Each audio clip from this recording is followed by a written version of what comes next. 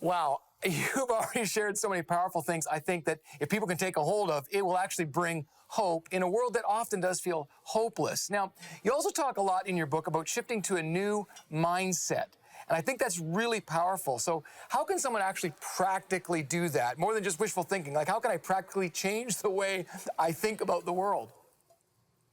Yeah, I mean, for me, I share this in the book as well. I practice sort of posture shifts every day that help align me to the ways of God. So oftentimes, a lot of our despair and a lot of our suffering is kind of us wanting things to be the way we want them to be. And when they're not the way that we want them to be, we despair. This is, try to shift myself, my expectations, my perspective to what God is doing and what God is saying in the midst of circumstances that I don't like or feel out of control of. And there are three postures that I share in there that I pray every day. One's a posture of surrender. So I go from, I use my body usually, and I go from like fighting for what I want and trying to make something happen to surrendering to God's design and God's purposes for my life. And then I do a posture of generosity. And that is like going from holding and keeping and, keeping things and grabbing them and grasping them to opening those things, all of the things that I have in my life, and receiving freely from God what I need for today, and then being generous with what it is He's given me. And the final posture is just sort of crossing my arms. And this tendency that we have to spectate, which I think is one of the greatest feeders of cynicism, is a spectating. So this, I just confess that my tendency is to spectate and to critique and to stand at a distance and to say it's not my problem. And then I choose instead to open my life, a big wide hug to the needs of this world, to people who maybe don't look significant or feel invisible, and to say, my life is available to you.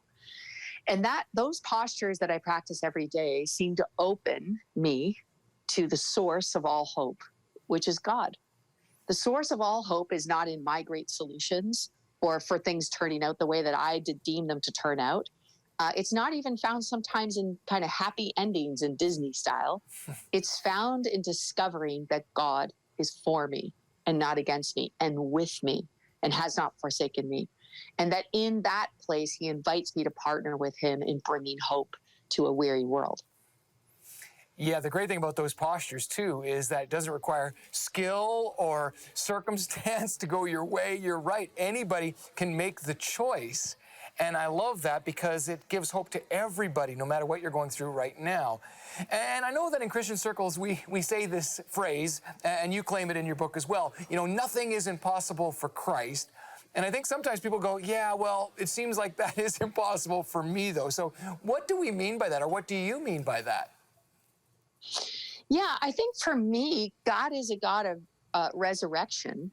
But what we've said is resurrection is what we want to be the happy ending, instead of what God wants to do, which is to bring life and to bring renewal and to bring newness to all things, even dead things.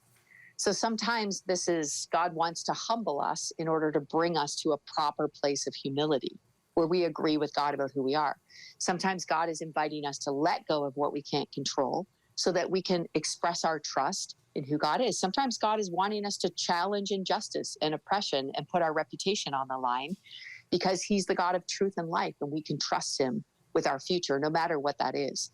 So I think for me, it's a relinquishing, so this, instead of this, God is the God of the impossible being this triumphant thing, I think God is the God of the impossible is this relinquishing of my own desire to be God and to determine the outcome and to say what needs to happen next, and to relinquish that into the hands of God, who is hope, and who can bring resurrection even out of dead things.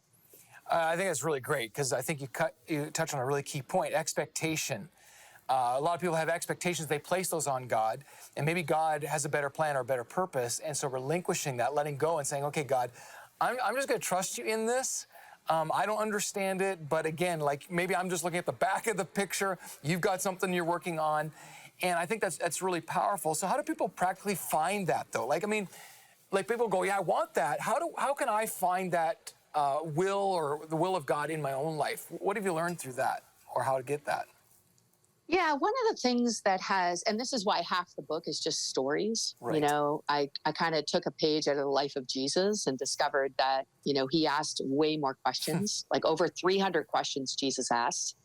He only answered three.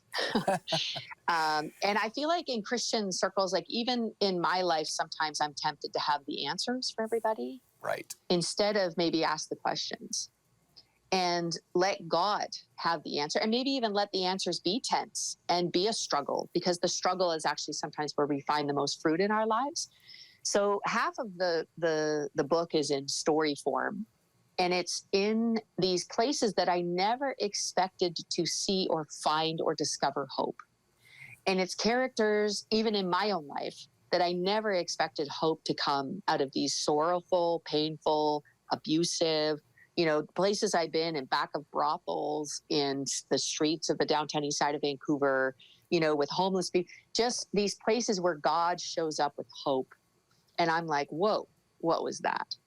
And the stories, I hope, are like these displays. I think hope is like that. It is like art. And it's on display everywhere for those of us who have eyes to see.